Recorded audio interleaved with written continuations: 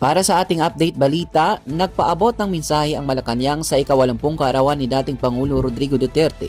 Dapat lamang po nating batiin ng happy birthday ang dating Pangulong Duterte at kung maaari nga po nating kantahan lahat ng happy birthday ang Pangulo.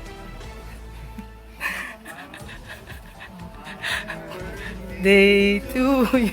Maiksi lang. Happy birthday to you. We also wish good health, good fortune. Kailangan po niya yan. Ayon kay Palace Press Officer Claire Castro, binabati nila ang dating Pangulo at hinihiling ang magandang kalusugan at kapalaran sa buhay dahil higit niyang kailangan ito.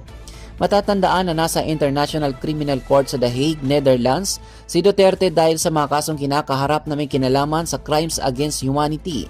At yan ang ating mga nakalap na update balita. Ito po ang inyong lingkod si Loy Imam. Magandang hapon.